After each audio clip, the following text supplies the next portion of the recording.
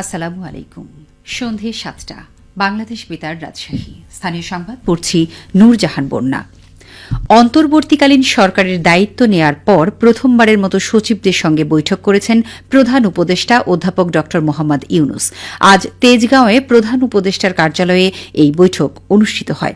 অধ্যাপক ড মোহাম্মদ ইউনুস বৈঠকে সচিবদের ৯টি নির্দেশনা দেন। প্রধান উপদেষ্টার প্রেস উইংয়ের পাঠানো এক প্রেস বিজ্ঞপ্তিতে তা জানানো হয়। নির্দেশনাগুলো হল সরকারের সব পর্যায়ে সংস্কার কর্মসূচি গ্রহণ ও বাস্তবায়নে মার্চিং অর্ডার, সংস্কার কর্মসূচি প্রণয়নে প্রয়োজন অনুযায়ী সংশ্লিষ্টদের সঙ্গে আলোচনা ও মতামত গ্রহণ, গণ অভ্যুত্থানে ছাত্র জনতা বৈষম্যহীন মানবিক দেশ করার যে প্রত্যয়, যে ভয়হীন চিত্ত উপহার দিয়েছে তার উপর দাঁড়িয়ে বিবেক ও ন্যায়বোধে উজ্জীবিত হয়ে স্ব স্ব ক্ষেত্রে সততা, নিষ্ঠা, জবাবদিহিতা নিয়ে নতুন বাংলাদেশ গঠন, নতুন বাংলাদেশ গড়ার জন্য গদবাঁধা চিন্তাভাবনা থেকে বেরিয়ে এসে চিন্তার সংস্কার করে সৃজনশীল উপায়ে জনস্বার্থকে সর্বোচ্চ গুরুত্ব দিয়ে সরকারি কার্যক্রম পরিচালনা, দুর্নীতির মূলোৎপাটন করে সেবা সহজীকরণের মাধ্যমে জনগণের সর্বোচ্চ সন্তুষ্টি অর্জন।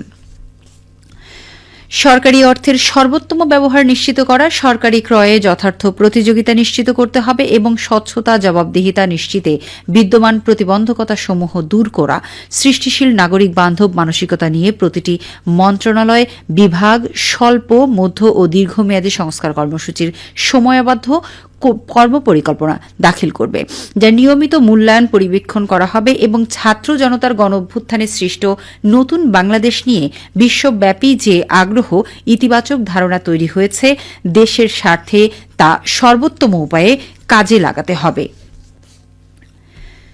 স্বরাষ্ট্র ও কৃষি উপদেষ্টা লেফটেন্যান্ট জেনারেল অবসরপ্রাপ্ত জাহাঙ্গীর আলম চৌধুরী বলেছেন, পুলিশের ইমেজ বাড়াতে সময় দিতে হবে। তিনি আজ সচিবালয়ে সভা শেষে সাংবাদিকদের একথা জানান। স্বরাষ্ট্র উপদেষ্টা বলেন, পুলিশের ইমেজ আস্তে আস্তে উন্নত হচ্ছে, একদিনে সব উন্নতি করা সম্ভব না। সাবেক প্রধানমন্ত্রী শেখ হাসিনা সরকারের পদত্যাগের দাবিতে ছাত্র জনতার আন্দোলনে গুলি করে ব্যাপক হত্যাকাণ্ডের অভিযোগ রয়েছে পুলিশের বিরুদ্ধে। এমন অভিযোগে এখন পর্যন্ত এ বাহিনীর বর্তমান ও সাবেক অনেক কর্মকর্তাদের বিরুদ্ধে হত্যা মামলা হয়েছে, অনেকেই পলাতক রয়েছেন। ছাত্র জনতার গণ অভ্যুত্থানে গত ৫ই আগস্ট পদত্যাগ করে দেশ ছেড়ে ভারতে চলে যান শেখ হাসিনা।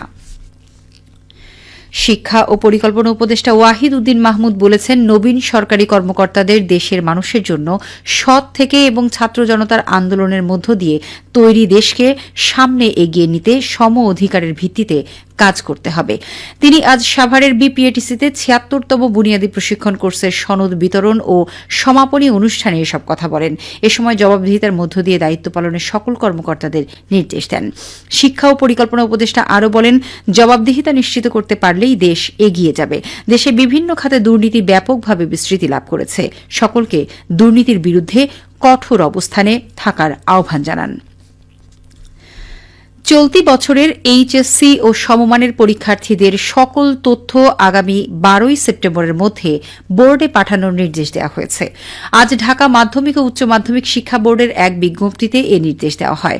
বিজ্ঞপ্তিতে বলা হয়েছে, ২০২৪ সালের এইচএসসি পরীক্ষার্থীদের জেএসসি ও এসএসসি পরীক্ষার একাডেমিক ট্রান্সক্রিপ্ট, এইচএসসি পরীক্ষার প্রবেশপত্রের সত্যায়িত ফটোকপি সহ প্রয়োজনীয় কাগজপত্র সব পরীক্ষা কেন্দ্রের ভারপ্রাপ্ত কর্মকর্তা ও অধ্যক্ষদের বোর্ডে পাঠানোর জন্য বলা হয়েছে। বিজ্ঞপ্তিতে আরও বলা হয়, ১৯৯৬ সালের আগে এসএসসি পাশ করা প্রাইভেট পরীক্ষার্থীদের এসএসসি পাশের নম্বরপত্রের ফটোকপি এবং এইচএসসি পরীক্ষা ২০২৪-এর প্রবেশপত্রের ফটোকপি অধ্যক্ষ কর্তৃক সত্যায়ন করে মাধ্যমিক ও উচ্চ মাধ্যমিক শিক্ষা বোর্ড, ঢাকা এর উচ্চ মাধ্যমিক পরীক্ষা শাখায় হাতে হাতে জমা দিতে হবে। সংশ্লিষ্ট প্রতিষ্ঠানকে পরীক্ষার্থীদের তালিকা উচ্চ মাধ্যমিক পরীক্ষা শাখা থেকে সংগ্রহ করতে হবে।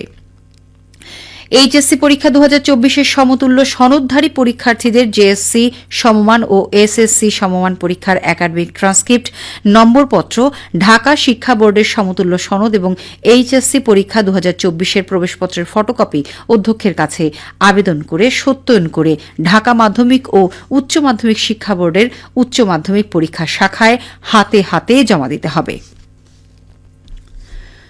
চলনবিল অধ্যুষিত সিংড়া উপজেলার বিভিন্ন অভ্যন্তরীণ ও মুক্ত জলাশয়ে আজ মাছের পোনা অবমুক্ত করেছে মৎস্য বিভাগ। রাজস্ব খাতের আওতায় মোট 478 কেজি রুই জাতীয় মাছের পোনা অবমুক্ত করা হয়। এ সময় উপস্থিত ছিলেন জেলা মৎস্য কর্মকর্তা ড আবুল কালাম আজাদ, উপজেলা নির্বাহী অফিসার মাহমুদা খাতুন এবং সিনিয়র উপজেলা মৎস্য কর্মকর্তা শাহাদত হোসেন। জেলা মৎস্য কর্মকর্তা জানান, এই কর্মসূচির আওতায় জেলার 7টি উপজেলার বিভিন্ন অভ্যন্তরীণ ও মুক্ত জলাশয়ে মোট 2.7 টন পোনা মাছ অবমুক্ত করা হল। সবশেষে আবহাওয়া। আজ রাজশাহীতে সর্বোচ্চ তাপমাত্রা ছিল 34.2 ডিগ্রি এবং সর্বনিম্ন 25.6 ডিগ্রি সেলসিয়াস। সন্ধে 6টায় বাতাসে আপেক্ষিক আর্দ্রতার পরিমাণ ছিল 87%। রাজশাহী ও পার্শ্ববর্তী এলাকায় আগামীকাল সূর্যোদয় ভোর 5:48 সংবাদ শেষ হল। আমাদের পরবর্তী স্থানীয় সংবাদ প্রচার করা হবে আগামীকাল সকাল 8:10।